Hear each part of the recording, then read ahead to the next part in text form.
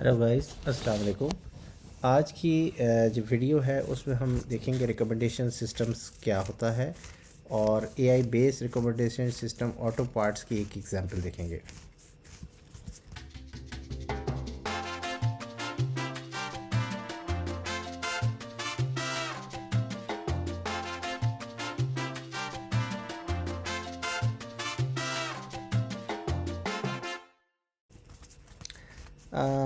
जो recommendation system है basically वो जो हम आज डिस्कस करने जा रहे हैं वो एक आर्टिफिशियल इंटेलिजेंस बेस्ड एप्लीकेशन होगी जिसके अंदर प्रोडक्ट्स होंगे, सर्विसेज और कंटेंट वगैरह होगा और उसमें कुछ डेटा पॉइंट्स होंगे, मतलब मेक मॉडल ईयर्स, और उस डेटा को हम एनालाइज करेंगे बेस्ड ऑन देयर बिहेवियर और उनके जो डेटा होता है उसको हम प्रेफरेंसेस चेक करेंगे और पर्सनलाइज्ड रिकमेंडेशंस हम प्रोवाइड करेंगे। ठीक है, इस एग्जांपल्स के अंदर इस तरह की हम एक एग्जांपल भी देखेंगे। और ये बेसिकली रिकमेंडेशन सिस्टम्स बेसिकली क्या होता है कि आपके मुख्तलिफ़ किस्म की इंडस्ट्रीज़ में यूज़ होता है, जैसे ई कॉमर्स, जो एग्ज़ाम्पल पार्ट्स में हम यूज़ कर रहे हैं, या अगर आप यूट्यूब पे देखें तो आप अगर एक पर्टिकुलर टाइप की वीडियो देखेंगे तो उसी तरह की आपको रिकमेंड भी कर रहा होता है। उसके अलावा ये इंडस्ट्रीज़ में यूज़ किया जाता है बहुत ज़्यादा वास्ट एक्सपीरियंस और डिफरेंट इंगेजमेंट के लिए। अच्छा, इसके जो की कॉन्सेप्ट्स हैं रिकमेंडेशन सिस्टम के, कि पहला तो है डेटा कलेक्ट, कि बेसिकली ये जब आप डेटा को किसी भी डेटा को रिकमेंड करते हैं तो आप एक डेटा कलेक्ट कर रहे होते हैं। तो डेटा कलेक्ट कहाँ से करते हैं? यूज़र डेटा कलेक्ट करते हैं। उसमें एक चीज़ है, जैसे एक यूज़र है, फॉर एग्ज़ाम्पल आप अपने कहीं से लॉगिन है तो आपकी डेमोग्राफिक्स होगी, यानी कि आप किस कंट्री से, किस सिटी से आप लॉगिन है। ठीक है, फिर उसके अलावा इसमें ये चीज़ भी होती है कि आपका जेंडर क्या है, मेल फीमेल है। उसके अलावा आपकी परचेज़ हिस्ट्री चेक की जाती है। ठीक है, उसके अलावा आपकी ब्राउजिंग हिस्ट्री चेक की जाएगी और फिर आपकी रेटिंग्स और इंटरेक्शंस चेक किया जाएगा। इस तरीके से यूज़र्स का डेटा आप कलेक्ट कर सकते हैं। ठीक है, जैसे फॉर एग्ज़ाम्पल एक बंदा है जो कि किसी एक ख़ास गाड़ी है, फॉर एग्ज़ाम्पल ऑडी, उसमें इंटरेस्टेड है। हर दफ़ा वो ऑडी चेक कर रहा होता है या BMW चेक कर रहा होता है, तो वो वहीं से आपको पता चल जाएगा कि वो किस तरह का डेटा जो है वो देखता है। इसी तरीके से आइटम की भी डेटा कलेक्शन की जाती है कि वो जो जो आइटम जो उसने सेलेक्ट किया है उसकी डिटेल्स क्या हैं, उसकी कौन सा कंटेंट उसका अवेलेबल है और उसकी डिस्क्रिप्शन, उसकी कैटेगरी, उसके फ़ीचर्स, जैसे स्पेशल कोई फ़ीचर्स है, जैसे सन रूफ़ होता है गाड़ी के अंदर, तो अगर कोई आदमी सन रूफ़ टाइप के फ़ीचर्स को ढूंढ रहा है तो उसको उसी तरह का डेटा फिर दिखाया जाए, उसी तरह की आगे रिकमेंडेशन दिखाया जाए जिसमें गाड़ियों में सन रूफ़ होता है। इसी तरीके से कॉन्टेक्सचुअल डेटा भी होता है जो कि इन्वायरमेंटल डेटा होता है। तो जैसे कि किस डे के किस टाइम के ऊपर जो डेटा आपका, जैसे आपका नॉर्मली जो है वो 9 to 5 लोग ऑफिस में होते हैं, तो 6 to 10 या 11 आपका ट्रैफिक कितना होता है या किस तरह का डेटा आपको आ रहा होता है किस लोकेशन से और किन डिवाइसेस से, तो ये कॉन्टेक्सचुअल डेटा कहलाता है। फिर डेटा को हम प्रोसेस कर रहे होते हैं, क्योंकि डेटा जब आपको मिल जाता है तो फिर आप प्रोसेस करते हैं, उसको ट्रांसफॉर्म करते हैं और फिर उसको एक यूजेबल फॉर्मेट में ले आते हैं। उसके अलावा फ़ीचर इंजीनियरिंग के हिसाब से भी अगर आप देखें तो उसमें क्या होता है, मैनेजफुल फ़ीचर्स होते हैं, किसी भी डेटा के फ़ीचर्स होते हैं, उन डेटा के हिसाब से आप उसको एनालाइज़ कर रहे होते हैं। ठीक है, अच्छा, उसके बाद तीसरी चीज़ आ जाती है मॉडल बिल्डिंग। ये मॉडल बिल्डिंग क्या होती है? क्योंकि डेटा तो आपके पास आ गया, प्रोसेस भी आपने कर लिया, अब उसका एक मॉडल चेक करेंगे। अब दो तरह के जो मेन मॉडल होते हैं, वो एक कोलेबरेटिव मॉडल होता है और एक कंटेंट बेस्ड मॉडल होता है। कोलेबरेटिव से क्या होता है, recommend item based on the behaviour for the similar user. ठीक है, अगर दो यूज़र्स के बिहेवियर्स को चेक करेंगे तो उससे जो डेटा मिलेगा वो कोलेबरेटिव होगा। ठीक है, जैसे फॉर एग्ज़ाम्पल कि आपने देखा होगा कि आप पाकिस्तान में कोई न्यूज़ अगर वायरल है तो जो भी पाकिस्तान से यूट्यूब से आ रहा होगा, लॉगिन कर रहा होगा, तो उसको वो वीडियो नज़र आ रही होगी। तो ये क्या, कौन सा डेटा हुआ? ये वो डेटा हुआ जिसमें आप कोलेबरेटिव डेटा हुआ कि सब लोग एक ही वीडियो को देख रहे हैं, तो वही डेटा फिर सबको नज़र आना शुरू हो जाएगा, उसी एरिया, उसी लोकेशन, उसी जियोग्राफिकल पोजीशंस पे। और इसमें भी क्या होता है, यूज़र बेस्ड होता है और आइटम बेस्ड होता है। अगेन यूज़र के बेस पे भी हो सकता है कि यूज़र किस तरह के डेटा को सिलेक्ट कर रहे हैं, सिमिलर टाइप के डेटा को ठीक है, कोलेबरेट और आइटम बेस के कौन सा आइटम है जो कि टारगेट यूज़र के साथ इंटरेक्ट कर रहा है। उसके अलावा कंटेंट बेस्ड डेटा क्या होता है? कंटेंट बेस्ड डेटा वो होता है जिसमें आप एक आइटम से दूसरे आइटम जो लिंक्ड होते हैं उनको दिखा रहे होते हैं, जैसे कि टूथपेस्ट, टूथब्रश। तो ये जो बेसिकली क्या होता है कि ये आपस में डेटा लिंक्ड है, इसका एक दूसरे के साथ रिकमेंड है, यानी कि एक बंदे ने अगर ये डेटा लिया तो दूसरा बंदा ये चीज़ भी लेता है, तो इसको आप कंटेंट बेस कहेंगे कि ये कंटेंट के हिसाब से चीज़ आपस में लिंक्ड है। और हाइब्रिड मॉडल में क्या होता है, ये दोनों चीज़ें कंबाइंड होती हैं। उसके अलावा डीप लर्निंग में क्या होता है? डीप लर्निंग जो होती है वो उसमें न्यूरल नेटवर्क बनाए जाते हैं उस कैप्चर कॉम्प्लेक्स डेटा पैटर्न को यूज़ करते हुए और उसको देखते हुए बनाए। तो हम बेसिकली कंटेंट बेस को आज देखेंगे कि कंटेंट बेस्ड डेटा को किस तरीके से हम वो कर सकते हैं, रिकमेंड कर सकते हैं। चौथी चीज़ जो होती है कि मॉडल ट्रेनिंग एंड एवेल्यूएशन। ठीक है, जब भी कोई मॉडल आप बनाते हैं तो उसकी ट्रेनिंग भी होती है। तो कोई ना कोई आपके पास एक हिस्टोरिकल डेटा होता है जिससे जिसके ऊपर आप कोई रिकमेंडेशन इंजन बनाते हैं, उसका एल्गोरिथम लगाते हैं। और इवैल्यूएशन क्या होती है? उसकी परफॉर्मेंस को चेक करते हैं, ठीक है, कि उसके अंदर कितनी प्रिसिशन है, कितना डेटा एक्यूरेट है, कितना उसका स्कोर आ रहा है, वगैरह वगैरह। और फिर उसके बाद आखिर में रिकमेंडेशन जनरेशन होती है। जैसे कि आप पर्सनलाइज रिकमेंडेशन, जैसे पर्सनलाइज का मतलब नॉर्मल रिकमेंडेशन और पर्सनलाइज रिकमेंडेशन का मतलब है जो डेटा आपके पास, जैसे फॉर एग्जांपल एक कार की एग्जांपल ले लेते हैं और मेरे पास ऑडी कार है, मैंने अपने पास अपनी प्रोफाइल में डाला हुआ है कि दिस इज़ माय कार। तो अब बेसिकली जो मुझे चीज़ें रिकमेंड हो रही होंगी वो मेरी एक पर्सनल कार के हिसाब से रिलेटेड है कि आप इसकी कौन सी सर्विस करवा लें या कौन से पार्ट्स लगवा लें। तो ये पर्सनलाइज हो गया। और नॉन पर्सनलाइज ये है कि जो जो आप उसे कहें कि भाई ये मेरे पास चीज़ है तो उस पर वो निकाल के दे, वो नॉन पर्सनलाइज हो जाएगा। और रियल टाइम होती है, कुछ एल्गोरिथम ऐसे होते हैं जो कि रियल टाइम काम कर रहे होते हैं। और डिप्लॉयमेंट और मेंटेनेंस ये कि आप इस डेटा को डिप्लॉय करें, इंटीग्रेट करें और प्रोडक्शन पे ले जाएं, और फिर उसको मॉनिटर करें, और फिर उसको देखते रहें उसके डेटा को। That's it, simple. उसके बाद अगर हम ये देख लें कि इसकी एग्जांपल कहाँ है, जैसे शुरू में बताया कि ई कॉमर्स बेस्ड एप्लीकेशंस जो होती हैं वहाँ पर ये सबसे ज़्यादा यूज़ होता है। या आपकी कोई भी स्टोर हो, कोई भी आपका स्टोर होना चाहिए ई कॉमर्स का, तो आप वहाँ यूज़ कर सकते हैं। उसके अलावा स्ट्रीमिंग सर्विसेज जैसे नेटफ्लिक्स है या यूट्यूब है, और इस तरीके से मुख्तलिफ़ किस्म के टीवी शोज़ वगैरह, वहाँ पर रिकमेंडेशंस आप इस्तेमाल होती हैं। सोशल मीडिया पे आती हैं, ऑनलाइन मार्केटिंग और एडवर्टाइजमेंट में भी आती हैं। ठीक है, तो ये मुख्तलिफ़ जगहों पे इसका स्कोप्स है। उसके बाद इसके जो बेनिफिट्स हैं, इसके बेनिफिट्स ये पर्सनलाइजेशन, ठीक है, offer a customise experience of a user. Basically जब आप पर्सनलाइज की बात करते हैं तो क्या मतलब है इसका? Offer a customise experience for the such user.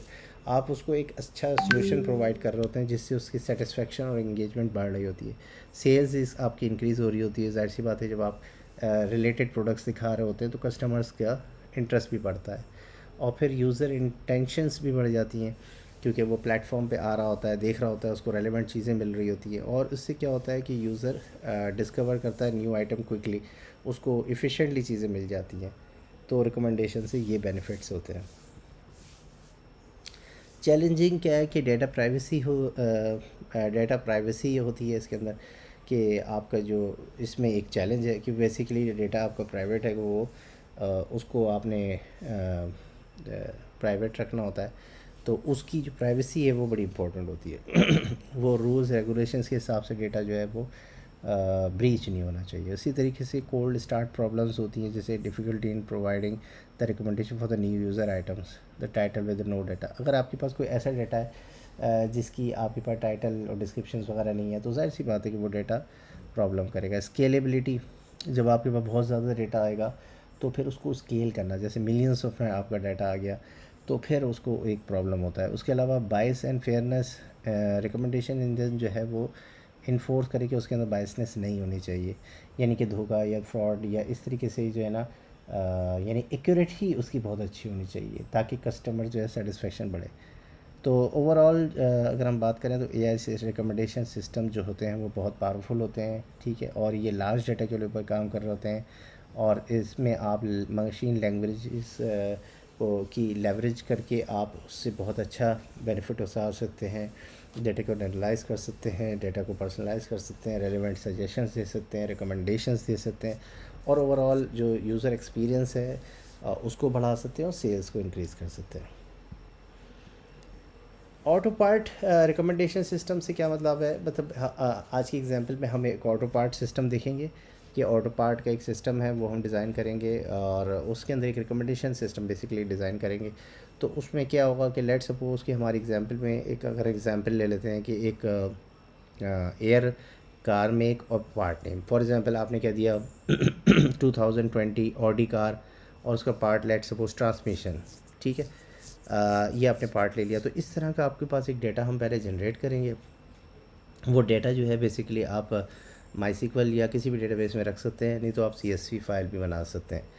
और उसके बाद फिर आप एक T F I D F, basically क्या होती है ये ट्रम फ्रीक्वेंसी और इन्वर्स डॉक्यूमेंट फ्रीक्वेंसी, ये बेसिकली स्टैटिकल मेजर्स है जिसके ज़रिए से आप एवेल्यूएट करते हैं किसी भी एक वर्ड को उस एक पर्टिकुलर दूसरे वर्ड के डॉक्यूमेंट्स के साथ। जैसे अब फॉर एग्ज़ाम्पल आपने मैंने आपको एक लाइन दी और आपके पास थाउजेंड्स ऑफ लाइन है, तो वो थाउजेंड्स ऑफ लाइंस के साथ उसको उसकी एक वेक्टराइजेशन निकाल लेगा, यानी कि उसकी एक सिमिलैरिटी निकाल लेगा, और निकालने के बाद एक पॉइंट में नंबर दे देगा। जैसे जैसे फॉर एग्ज़ाम्पल एक मैंने दो सेम स्ट्रिंग उसे दी, तो वो क्या करेगा, उसके दरमियान में वेक्टराइजेशन 0.0000 निकल आएगी क्योंकि बिल्कुल सिमिलर है।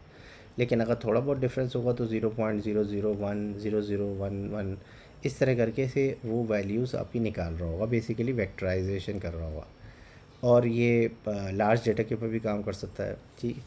और कोसाइन सिमिलरिटी क्या करती है कि उस जो T F I D F है उसके से बेसिकली क्या करेगा, सिमिलरिटी निकाल के देगा आपको कि कितना सिमिलर वो डेटा है, और एग्जांपल में हम यही देखेंगे कि किस तरीके से वो काम करता है और फिर वो डेटा दिखाता है। अभी एग्जांपल हम इसकी थोड़ी सी देख लेते हैं। जैसे मैंने ट्रांसमिशन सर्च किया तो उसने मुझे डेटा ला के दिया Audi transmission, BMW transmission, Mercedes transmission.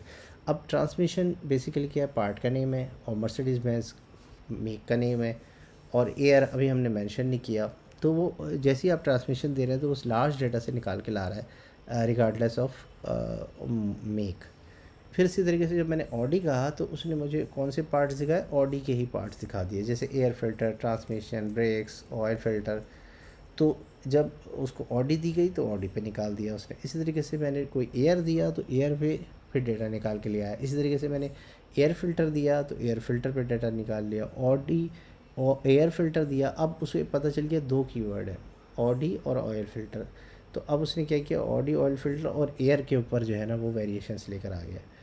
तो बेसिकली क्या है ये वो नहीं है जैसे कि हम समझ रहे हैं कि हमारे पास लार्ज डाटा और हम सर्च लगा रहे हैं और सर्च करके डेटा ला रहे हैं। नहीं, ये एआई बेस्ड है। इसमें हम डेटा को पहले मैनिपुलेट करेंगे, क्रिएट करेंगे, फिर उसके दरमियान में एक रिलेशनशिप बनाएंगे, फिर TF-ID निकालेंगे, TF-IDF निकालेंगे, वेक्टराइजेशन, और फिर कोसाइन से उसकी सिमिलरिटी निकालेंगे, और फिर उससे फिर जब कोई हमको कोई भी कीवर्ड देंगे, जैसे हमने ऑडी, ऑयल फ़िल्टर कहा, तो वो डेटा निकाल के सिमिलरिटी से निकाल के देगा, ठीक है।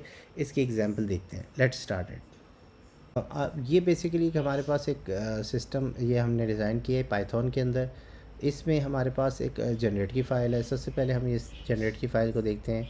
इसमें आपने कुछ लाइब्रेरीज़ हैं जो हमने इंपोर्ट की हैं, जैसे पैंडा और रैंडम नंबर और OS, और इमेज जनरेशन के लिए हमने इमेजेस और इमेज ड्रॉ वगैरह यूज़ की है।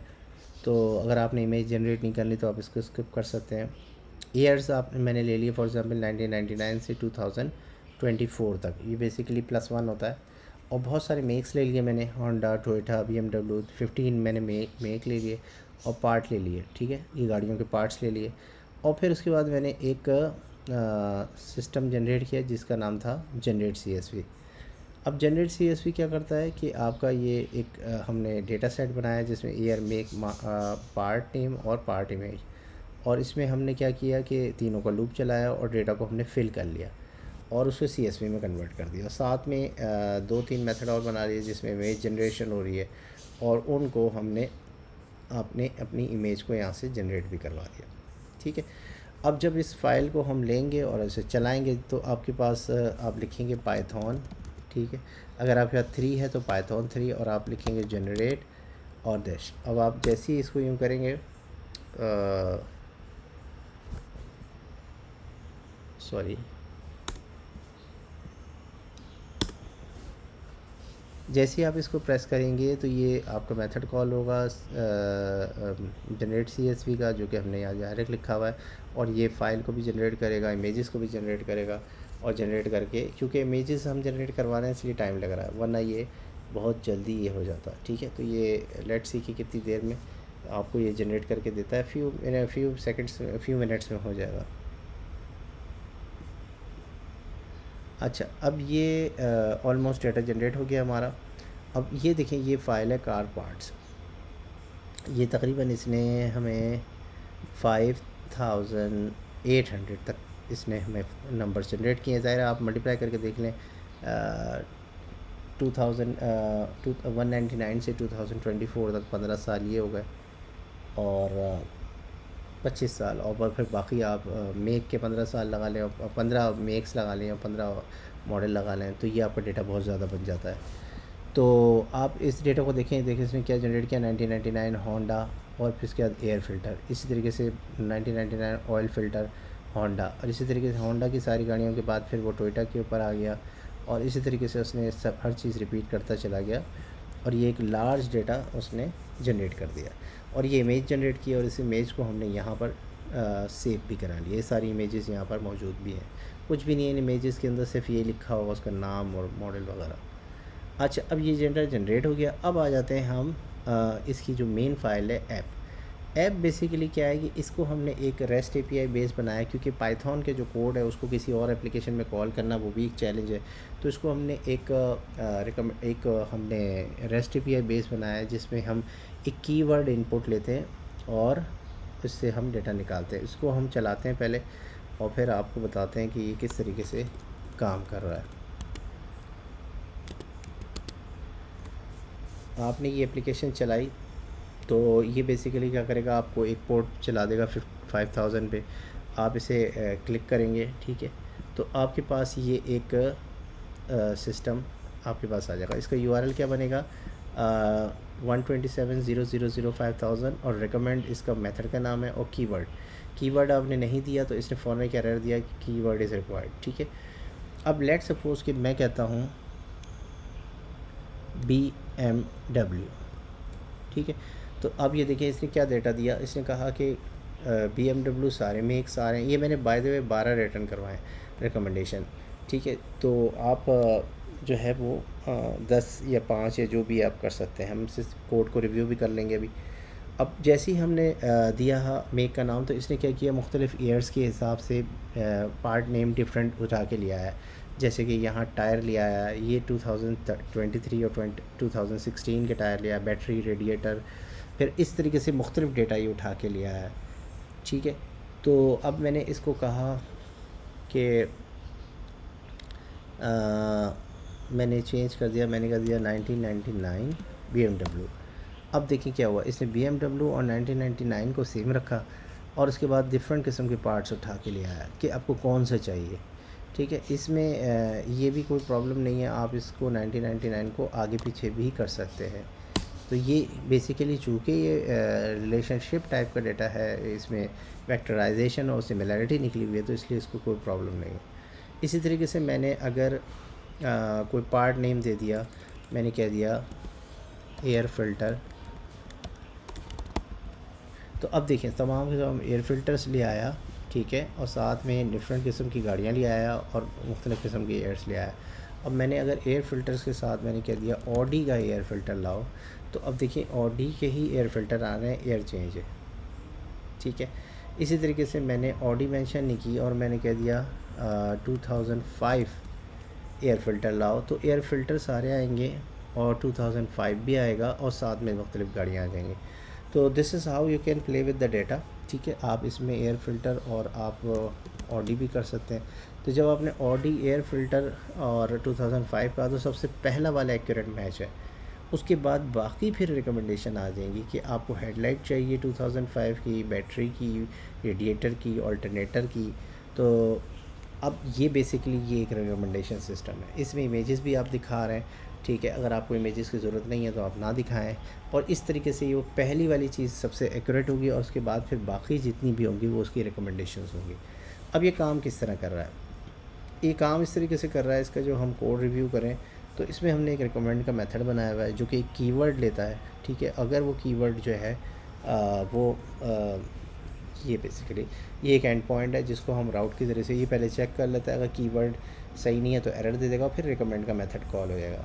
रिकमेंड का मेथड जो है वो क्या करता है कि आपका वो प्रोसेस करता है उस डाटा को। प्रोसेस क्या कर रहा है? वो बेसिकली क्या कर रहा है कि आपका ईयर, मेक और मॉडल, इन तीनों को कंबाइन करके एक और नई फील्ड बना रहा है। ठीक है, और इसका नाम उसने रिप्रोसेस कर दिया। रिप्रोसेस करने के बाद इस डेटा को लेगा और फिर इसके बाद ये TF-ID वेक्टराइजेशन निकालेगा। ये इसका एक हमने इनिशलाइज कर दिया इसको वेक्टराइजेशन, और फिर इससे ट्रांसफॉर्म किया किस डेटा को? कंबाइंड को। तो कंबाइंड के अंदर जो डेटा आ रहा है जो कि हमारी CSV में आ रहा है, तो इसको अगर लेट सपोज को हम कंबाइंड कर दें, ठीक है, इस पूरे डेटा को कंबाइन करके उसने एक वो फील्ड बना दी, ठीक है, कंबाइन के नाम से, और उसको उसको उसके हर आइटम को उसके हर आइटम के साथ चेक कर रहा है। यानी कि इसकी 5800 एंट्रीज़ को, एक एंट्री को 5800 के साथ चेक कर रहा है और उसकी वेक्टराइजेशन निकाल रहा है। तो वो ये इसमें ये काम कर रहा है, फिर इससे एक मैट्रिक्स तैयार कर रहा है, फिर इससे ट्रांसफॉर्म कर रहा है डेटा को, जो भी आपने वो दिया है कीवर्ड दिया है उस डेटा को ट्रांसफॉर्म करेगा, और फिर कोसाइन निकालेगा। कोसाइन विद कीवर्ड जो आपने दिया है वो, और जो मैट्रिक्स है उन दोनों की कोसाइन निकालेगा, यानी कि उनकी सिमिलैरिटीज़ को निकाल के, और हमने टोटल 12 हमने कहा है हमें दे दो सिमिलर। अगर आप यहाँ 5 कर देंगे तो 5 आ जाएंगे, और निकालने के बाद ये रिटर्न कर देगा। ठीक है, और जब ये रिटर्न कर देगा तो यहाँ पर ये रिकमेंडेशंस आएंगी और इसको हम जेसन में डिस्प्ले करा रहे हैं। तो इस तरीके से, और इसमें कुछ लाइब्रेरीज़ हैं जैसे कि आपने TF फैक्टराइजेशन को यहाँ से आपने ये SQL लर्न से उठाना है, इसी तरीके से आपने कोसाइन सिमिलरिटी को उठाना है, इस तरीके से फ्लास्क आपको REST API बनाने के लिए चाहिए, रिक्वेस्ट आपके पास जो भी एंड पॉइंट कॉल कर रहे हैं, और इसी तरीके से जेसन, और इमेज के लिए आपने ये यूज़ कर रहे हैं।